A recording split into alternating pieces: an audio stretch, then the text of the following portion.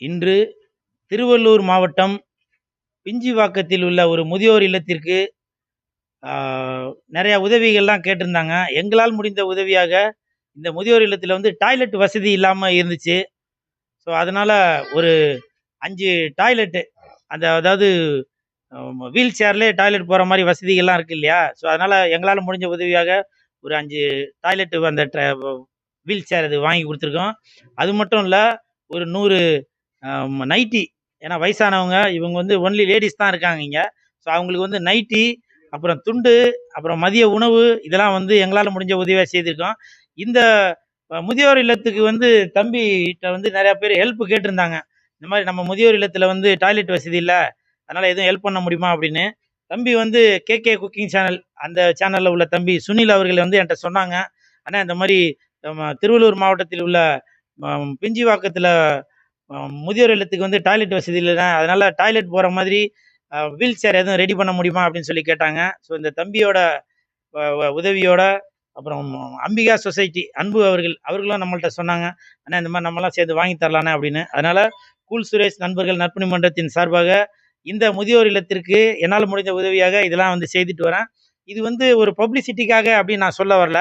எதற்காக சொல்கிறேன் அப்படின்னாக்க, ஒரு வசதி வாய்ப்பே இல்லாமல் ஒரு மிடில் கிளாஸ் ஃபேமிலியான கூல் சுரேஷே இவ்வளோ செய்யும்போது, நிறையா பேர் பண வசதி படைத்தவர்கள் நீங்கள் வந்து இதெல்லாம் செய்யலாம் அப்படின்றதுக்கு உங்களுக்கும் ஒரு எடுத்துக்காட்டாக இருக்கணும் அப்படின்றதுக்காக தான். அது மட்டும் இல்லை, இன்று ஐசரி கணேஷ் ஐயா அவர்களுடைய தாயார் இறந்து மறைந்து இன்றோட 2 வருடம் ஆகிறது.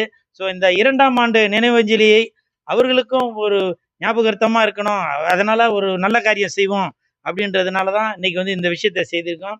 ஸோ எங்களால் முடிந்த உதவியாக இதை செய்துட்டு வரோம். நீங்களும் இந்த மாதிரி இன்னும் நிறைய உதவிகள் செய்வீங்க அப்படின்னு சொல்லி நான் எதிர்பார்க்குறேன். நடிகர் சிம்புவோட தீவிர ரசிகர். அவர் படத்தை கையில் எண்ணி வந்து பார்த்துருக்கோம். புதுசாக இப்போ ஐஸ்வரி கணேசன் போட்டோ கையில் எண்ணி அவர் ரசிகரா இப்போ இல்லைங்களா? நீங்கள் ரசிகர்லேருந்து விலகிட்டீங்க? இல்லை, ரசிகர்லேருந்துலாம் விலங்கல. எப்பவுமே அவர் என்னுடைய மனசுக்குள்ளே தான் இருக்கார். அதற்கு காரணம் ஐஸ்வரி கணேஷ் ஐயா அவர்கள். அவர் வேற, சிம்பு சார் வேறெல்லாம் இல்லை, 2 பேரும் ஒன்று தான். வெந்து தணிந்தது காடுக்கு காரணம் நம்ம ஐஸ்வரி கணேஷ் ஐயா அவர்கள் தான். அது மட்டும் இல்லை, வெந்து தணிந்தது காடு பார்ட் 2வும் நம்ம ஐஸ்வரி கணேஷ் ஐயா அவர்கள் சிம்பு அவர்களை வச்சு தான் எடுக்க போகிறாங்க.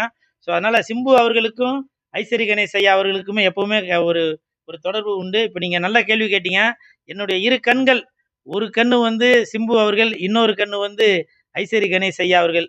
ஸோ அந்த ஒரு நன்றி கடனுக்காக தான் இந்த நலத்திட்டங்கள் செய்துட்டு வரோம். சமீபத்தில் நீங்கள் தமிழக வெற்றி கழகத்தில் இணைய போகிறதா பரவலாக பேச்சு ஏற்பட்டு, எப்போ இணைய போறீங்க? இல்லை, அது உண்மைதான். தமிழக வெற்றி கழகத்தின் கூட கூல் சுரேஷ் கட்சி, சிஎஸ்கே கட்சி இணைவது உறுதி. இதில் வந்து எந்த மாற்று கருத்தும் இல்லை. கண்டிப்பாக 2026 தமிழக வெற்றி கழகம் விஜய் சாரும் கூல் சுரேஷ் கட்சி கூல் சுரேஷும் இணைந்து கண்டிப்பாக மக்களுக்கு ஏதோ ஒரு விதத்தில் நன்மைகள் செய்து கொண்டு தான் இருப்போம். அது 26 எலெக்ஷனில் அது கண்டிப்பாக உங்களுக்கு வந்து அது தெரிய வரும். ஆமாம், இல்லை, அதுக்கான ப்ராசஸ் நடந்துட்டு இருக்கு. டிசைன் எல்லாமே பண்ணியாச்சு, என்னோட ஃபோன்லலாம் இருக்குது.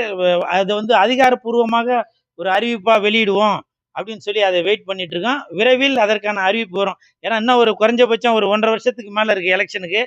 விரைவில் மக்களுக்கு கூல் சுரேஷ் கட்சி கண்டிப்பாக பல நன்மைகள் செய்துட்டு வரோம். அதற்கு முன்னாடியே கூல் சுரேஷ் நண்பர்கள் நற்பணி மன்றமும் பல உதவிகள் செய்துட்டே வரும். நாடாளுமன்ற தேர்தலில் வேட்பாளராக நிற்கிறதுக்கு கண்டிப்பாக மக்கள் எதிர்பார்த்தால் கண்டிப்பாக நிற்பேன். அது மட்டும் இல்லை, எனக்கு வந்து அரசியல் கட்சியில் நின்று தான், அரசியலுக்கு வந்து தான் மக்களுக்கு உதவிகள் செய்யணும் அப்படின்ற ஒரு எண்ணம்லாம் இல்லை.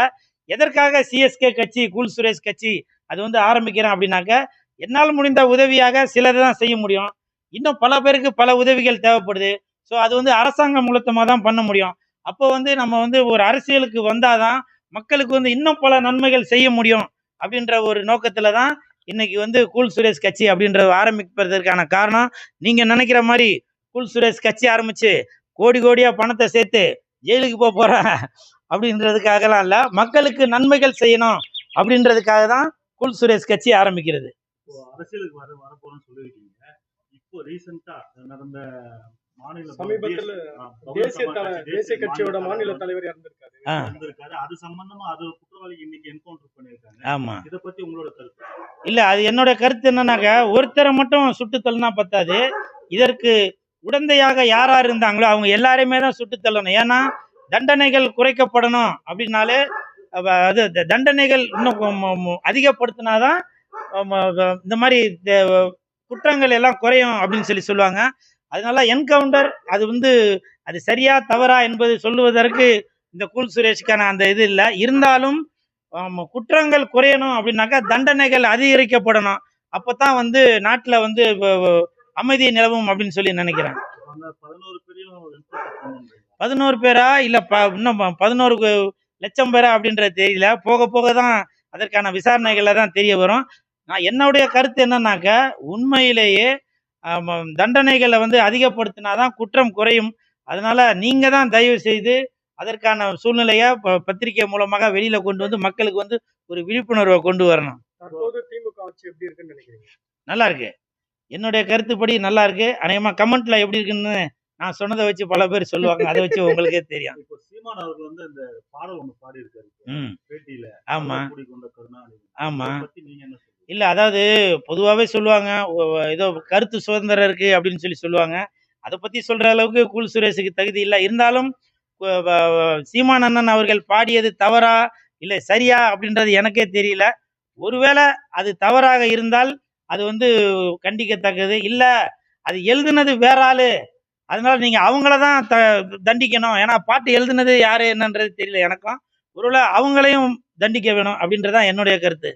முன்னாள் முதலமைச்சர் எடப்பாடியும் மற்ற எல்லாரும் வந்து இந்த என்கவுண்டர் வந்து செட்டப் பண்ணதுன்றாங்க. நீங்க வந்து அவங்க வந்து எதிர்ப்பு தெரிவிச்சு பண்ணிட்டு இருக்காங்க. இப்ப நீங்க அதுக்கு ஆதரவு தெரிவிக்கிற மாதிரி சொல்றீங்க. இல்லை, என்னை பொறுத்த வரைக்கும் அதற்கு ஆதரவும் இல்லை எதிர்ப்பும் இல்லை. என்னை பொறுத்த வரைக்கும் தண்டனை அதை வந்து கடுமையாக்கப்படணும். அப்பதான் குற்றங்கள் குறைஞ்சிட்டே வரும். அந்த குற்றம் செய்த குற்றவாளி யாரோ அவர்களே மிகவும் கடுமையாக தண்டிக்கணும். ஏன்னா இன்னைக்கு வந்து அவர் தேசிய கட்சியோட ஒரு தலைவர், தமிழ்நாட்டோட மாநில தலைவர் வந்து அவரே வந்து அசால்ட்டாக அப்படி கொலை பண்ணியிருக்காங்க அப்படின்னாக்க கூல் சுரேஷ், சுனில், அன்பு, ஆகாஷ் இவங்கெல்லாம் ஒரு சாதாரணமாக ஆள் தானே இல்லையா? அவர்களை போடுறதுக்கு எவ்வளோ நேரம் ஆக போகுது? அதனால இது வந்து கடுமையாக கண்டிக்கத்தக்கது தான். அது தண்டனையை வந்து ரொம்ப அதிகப்படுத்தணும். அப்பதான் வந்து குற்றங்கள் குறைஞ்சிட்டு வரும். தமிழகத்துல சட்டம் ஒழுங்கு சீர்கண்டு போயிருக்குன்னு சொல்றீங்களா? நல்ல கேள்வி கேட்குறீங்க. நீங்க கேட்கறத பார்த்தாக்க நாளைக்கு என்ன ஜெயில் வாசல்ல தான் வந்து பேட்டி எடுப்பீங்க போலயா? அதாவது இப்பவும் சொல்றேங்க, நான் வந்து மு.க. ஸ்டாலின் ஐயா அவர்களுக்கோ அரசாங்கத்துக்கோ சப்போர்ட் பண்ணி பேசுறேன் அப்படின்றதுக்காக சொல்ல வரல. எல்லாமே அரசாங்கம் பார்க்க முடியாதுங்க. ஏங்க ஒரு இடத்துலயும் மு.க. ஸ்டாலின் ஐயா அவர்கள் வந்து இப்ப இவர் இருக்காருன்னா இவருக்கு பின்னாடியே ஒரு துப்பாக்கி வச்சுன்னு ஒருத்தர் வர முடியுமா? இவருக்கு பின்னாடியே வர முடியுமா? இவருக்கு பின்னாடியே வர முடியுமா? தனி மனிதன் நம்ம தாங்க நம்மளுடைய பாதுகாப்பை பார்த்துக்கணும். புரியுதுங்களா? குற்றங்கள் குறைவதற்கு நம்மளும் வந்து அதற்கு வந்து ஒரு எப்படி ஒரு இணக்கமா இருக்கணும்னு சொல்ல வரேன். ஏன்னா இப்போ எல்லா இடத்துலையுமே குற்றங்கள் நடக்க தான் செய்யுது. அதை வந்து இப்போ சில நேரத்தில் நம்மளே அது குற்றங்கள் நடக்காதபடி நம்ம வந்து தவிர்த்துக்கொள்ளலாம். ஒன்றும் இல்லை, இப்போ வந்து அரசாங்கம் வந்து சொல்லிட்டு வருது, வண்டி ஓட்டுறப்ப ஹெல்மெட் போட்டு ஓட்டுங்க, பைக் ஓட்டுறப்போ இப்போ செல்ஃபோன் பேசாதீங்க, கார் ஓட்டுறப்ப சீட் பெல்ட் போடுங்க அப்படிலாம் சொல்லுது. அது எல்லாமே நம்ம வந்து கேட்டுட்டு வரோமா? சொல்லுங்க. உடனே வந்து நம்ம கீழே விழுந்துட்டாக்கா, ஒரு பஸ் வந்து இடிச்சிட்டாக்க உடனே என்ன பண்ணோம்? மு.க. ஸ்டாலின் அவர்கள் சரியில்லை, முதலமைச்சர் சரியில்லை, அரசாங்கம் சரியில்லை அப்படின்னுவான். நம்ம தான் நம்ம பாதுகாப்பை பார்த்துக்கணும். நீங்க தான் ஹெல்மெட் போட்டு ஓட்டணும், நீங்க தான் சீட் பெல்ட் போட்டு ஓட்டணும், நீங்க தான் செல்போன் போடாம பேசாம ஓட்டணும், ட்ரிபிள்ஸ் போகாம இருக்கணும். இதெல்லாம் வந்து நம்ம கையில தான் இருக்கு. எதற்கெடுத்தாலும் அரசாங்கத்தையே குறை சொல்லிட்டு இருந்தா என்ன அர்த்தம்? மு.க. ஸ்டாலின் ஐயா அவர்கள் நடு ரோட்ல நின்று டிராபிக் ஜாம் பண்ற இடத்துல வந்து நில்லு, இப்படி போ அப்படி போன்னு சொல்லி அவர் சொல்லிட்டு இருப்பாரா? சொல்லுங்க. நம்ம தாங்க பொதுமக்களாகிய நம்மளோட ஒத்துழைப்பு இதுக்கு வந்து ரொம்ப முக்கியம்னு சொல்ல வரேன். இந்தியன் 2 படம் எப்படி இருக்கு? இந்தியன் 2 என்னை பொறுத்த வரைக்கும் படம் நல்லா இருக்குங்க. புரியுதுங்களா? ஒருவேளை சில பேருக்கு மாற்று கருத்தாக்கள் இருக்கலாம். என்னை பொறுத்த வரைக்கும் படம் நல்லா தான் இருக்கு. இப்போ இவரோட காதலி எனக்கு பிடிக்காம இருக்கும், இவருக்கு பிடிச்சிருக்கும். அதுக்காக நான் சொல்ல முடியுமா இந்த பொண்ணு வந்து சரியில்லை, அந்த பொண்ணு அப்படி, இந்த பொண்ணு இப்படி நம்ம சொல்ல முடியுமா? அப்படிலாம் இல்லை. அவரோட காதலி அவருக்கு பிடிச்சிருக்கு, இவரோட காதலி இவருக்கு பிடிச்சிருக்கு. புரியுதுங்களா? என்னை பொறுத்த வரைக்கும் இந்தியன் 2 அந்த படம் நல்லா தாங்க இருக்கு. புரியுதுங்களா? கமெண்ட்ல நீங்க என்ன சொல்லணுமோ வேணாலும் சொல்லிக்கங்க. நீங்க ஒரு படம் ஒன்று எடுங்க. கமெண்ட்ல வந்து நீங்க கை ஊத்துறீங்களா? நீங்க ஒரு படம் ஒன்று எடுங்க, படம் எடுத்து அதை வந்து ஒரு ஹிட் படம் ஆக்குங்க. குறை சொல்றது யாரு வேணாலும் சொல்லாங்க. அது வந்து நம்ம வந்து செயல்முறைக்கு கொண்டு வரும்போது தான் நமக்கு தெரியும். புரியுதுங்களா? வீடு கட்டிப்பாரு, கல்யாணம் பண்ணிப்பாருன்னு எல்லாரும் சொல்லுவாங்களே, அந்த மாதிரி நீங்க படம் எடுத்து பாரு. இந்தியன் 3 வருது, இந்தியன் 4 நீங்க எடுங்க, பெரிய பெரிய தயாரிப்பாளர் இருக்கீங்க, பெரிய பெரிய இயக்குனர்கள் இருக்கீங்க, கமெண்ட்ல போடுறவங்களா இருக்கீங்க. நீங்களாம் ஒரு ஐடியா சொல்லி இந்தியன் 4 நான் சொல்றேன், நான் சொல்ற மாதிரி எடுங்க, அது சூப்பர் ஹிட் ஆகும் அப்படின்னு சொல்லுங்க. இப்போ தொடர்ந்து நீங்க பிக் பாஸ் வர்றதுக்கு முன்னால பாத்தீங்கன்னா வந்து பிக் பாஸ்க்கு நான் போக மாட்டேன் அப்படின்னு சொல்லிட்டு ஒரு அவதூறா பேசியிருக்கீங்க. ஆமா, ஆனா அதுக்கப்புறம் நீங்க அதிலே போய் திரும்ப கலந்துறீங்க.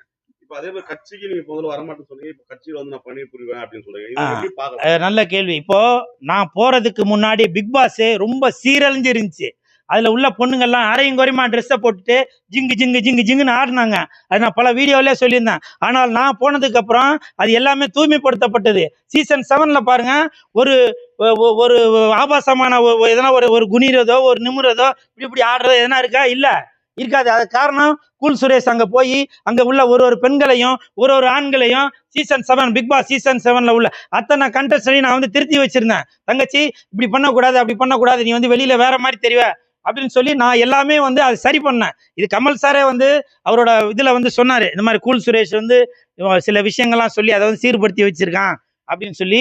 அது வந்து ஒரு பெருமைப்பட வேண்டிய விஷயம் தான். என்னை பொறுத்த வரைக்கும் பிக் பாஸ் சீசன் 6 வரைக்கும் அது கன்றாவியா இருந்துச்சு, அப்படின்னு வாந்தி வர மாதிரி தான் இருந்துச்சு. சீசன் 7 உலக வரலாற்றிலேயே சீசன் 7 பிக் பாஸ் சீசன் 7 அருமையா இருக்கு, பெருமையா இருக்கு. கூல் சுரேஷ் வந்து அங்க உள்ள அனைத்து பேரையும் திருத்தி இருக்கிறான் அப்படின்னே சொல்லலாம். இப்போ 2026ல வேட்பாளர் நிக்க போறா சொல்றீங்க. அப்போ அடுத்த வருஷம் அந்த 26 வந்து ஆட்சி மாறுமா? கண்டிப்பாக கூல் சுரேஷ் யார் கூட சேர்றனோ அவங்க தான் ஆட்சி அமைப்பாங்க. இதுல மாற்று கருத்தே இல்லை. கூல் சுரேஷ் அவர்கள் எந்த கட்சியோட சேர்ந்து கூட்டணி வைக்கிறனோ கண்டிப்பாக அந்த கட்சி கண்டிப்பாக ஆட்சி அமைக்கும். புரியுங்களா? இதுல வந்து மாற்று கருத்தே இல்லை. எனக்கு முதலமைச்சர் ஆகணும் அப்படின்ற எண்ணம்லாம் இல்லைங்க. எனக்கு நான் நல்லா இருக்கணும், நாட்டு மக்கள் நல்லா இருக்கணும் அப்படின்னு யார் நினைக்கிறாங்களோ அந்த கட்சிக்கு இந்த கூல் சுரேஷ் கட்சி கண்டிப்பாக சப்போர்ட் பண்ணும். அவர்கள் தான் முதல்வர் வேட்பாளராக நிற்பார். உங்க கட்சியில எவ்வளவு பேர் உறுப்பினரா சேர்க்க இலக்கு? ஏங்க, நான் வந்து மற்ற கட்சி மாதிரி நம்ம கட்சியில வந்து 6 கோடி பேர் இருக்காங்க, 10 கோடி பேர் இருக்காங்க, 5 கோடி பேர் இருக்காங்க, இது அந்த ஆப்ல வந்து இது சேர்றாங்க அப்படிலாங்க. நான் போற இடமெல்லாம் எனக்கு ரசிகர்கள் தான், நான் போற இடமெல்லாம் என்ன தொண்டர்கள் தான், நான் போற இடம்லாம் என்ன கட்சியை சேர்ந்தவங்க தான், நான் போற இடம்லாம் என்னுடைய தாய்மார்கள் தான், நான் போற இடம்லாம் என்னோட அண்ணன் தம்பிங்க தான். இப்படி கூல் சுரேஷ் எங்கெங்கெல்லாம் போறாங்களோ அந்த இடத்துல எல்லாமே கூல் சுரேஷுக்கு ஓட்டு போடுறவங்க தான் இருப்பாங்க. உதாரணத்துக்கு பாருங்க, நான் போற இடம்லாம் நீங்க வீடியோல பார்த்துருப்பீங்களா? எங்கன்னா கூல் சுரேஷ் சிங்களா நடந்து போய் பார்த்துருக்கீங்களா? நான் போற இடம் எல்லாமே கூட்டமா தான் இருக்கும். கூட்டம் இருக்கிற இடத்துல கூல் சுரேஷ் இருப்பான், கூல் சுரேஷ் இருக்கிற இடத்துல கூட்டம் இருக்கும். விரைவில் தமிழக சட்டசபையில நீங்க கூல் சுரேஷை பார்க்க தான் போறீங்க. அதுக்கு முன்னாடி ஜெயிலில் பார்க்க தான் போறீங்கன்னு நினைக்கிறேன். பார்ப்போம். ஏன்னா ஒரு மனிதனுக்குமே வந்து உரிமை உண்டுங்க. மக்களுக்கு நல்லது செய்யணும் அப்படின்றக்க உரிமை உண்டு. இன்னைக்கு கூல் சுரேஷ் கட்சி மூலமாக ஒரு உதவி செய்திருக்கேன் அப்படின்னாக்க அதுக்கு என்னுடைய பணம் தான். இந்த தம்பி தான் காரணம், இந்த தம்பி தான் காரணம். எங்களுடைய சொந்த முயற்சியில தான் இங்க உள்ள ஒரு 80 பேருக்கு முதியவர்களுக்கு ஒரு உதவி செய்யணும் அப்படின்னு நினைச்சிருக்கான். யார் வந்து உதவி செய்யறது சொல்லுங்க? எந்த எம்எல்ஏ வந்து கூல் சுரேஷ்ட பணத்தை கொடுத்து போய் நீங்க இந்த இதுக்கு போய் உதவி பண்ணுங்கப்பா, அந்த உதவி பண்ணுங்கப்பான்னு சொன்னாங்களா? இந்த எம்பி எதனா சொன்னாங்களா? சொல்லுங்க, யாரும் சொல்ல. என்னுடைய சொந்த பணத்தில் உங்கள்கிட்ட சொல்றேன், பச்சையா சொல்றேன்னு. நீங்க சொல்லுவீங்கல்ல தியேட்டர் வாசல்ல நின்று பிச்சை எடுக்கிறான்னு. தியேட்டர் வாசல்ல நின்று பிச்சை எடுத்த பணத்துல தான் என்ன மாதிரி என்ன மாதிரி விட்டுட்டு போன அனாதைகள் நிறைய பேர் உள்ள இருக்கிறாங்க. அந்த பெரியவங்களுக்கு முதியோர்களுக்கு என்னால் முடிஞ்ச உதவியாக அந்த பணத்துல நான் உதவி செய்துட்டு வரேன். இப்போ உங்கள மாதிரி பாத்தீங்கன்னா வந்து விஜய் டிவி பிரபலம் வந்து பாலான்னு சொல்லிட்டு ஒருத்தர் வந்து நிறைய உதவிகள் பண்ணிருக்காரு. அதை நீங்க எப்படி பாக்குறீங்க? இந்த பொண்ணு நல்ல விஷயம் தாங்க. ஒரு சாதாரண மனிதர். அவர் வந்து பெரிய ஒரு பணக்கார வீட்டு பையன்லாம் இல்லை. அவர் வந்து ஒரு ஒரு ஒரு வசதி வாய்ப்பு உள்ளவளோ இல்லை ஒரு சினிமாவில் நடித்து ஒரு பெரிய ஆளோ இல்லை ஒரு அரசியல் பின்புலம் உள்ள ஆளோ அப்படிலாம் இல்லை. அந்த தம்பி சம்பாதிக்கிற ஒரு 10,000 பணத்தை கூட மக்களுக்கு 9,000 கொடுத்துட்டு 1000 ரூபா நம்ம செலவுக்கு போதும் அப்படின்னு சொல்லி அந்த கேபிஐ பாலா தம்பி நினைக்கிறாரு. அவருக்கு என் மனமார்ந்த வாழ்த்துக்கு. அந்த கேபிஐ பாலா மாதிரி, இந்த கூல் சுரேஷ் மாதிரி, இந்த சுனில் மாதிரி, இந்த அன்பு மாதிரி, இந்த ஆகாஷ் மாதிரி இன்னும் பல பேர் வெளியில வரணும். உங்களால் முடிஞ்ச உதவியை செய்றீங்க. போகும்போது என்னத்தங்க எடுத்துட்டு போறீங்க? நீங்களே பாருங்க, எவ்வளோ கோடீஸ்வரங்க இறந்துட்டு போயிருக்காங்க. அவங்க இறந்தவங்களாம் போகும்போது எல்லாத்தையும் அள்ளிட்டு போயிட்டாங்களா? இல்ல, இருக்கிற வரைக்கும் அடுத்தவங்களுக்கு கொடுத்து அன்பை காட்டுங்கயா. நீங்க நல்லா இருப்பீங்க. உங்களுக்கு பின்னாடி வர சங்கதிகள், உங்க குழந்தை குட்டிங்க, பேரன் பேத்தி எல்லாருமே நல்லா இருப்பாங்க. வாழ்க வளமுடன்.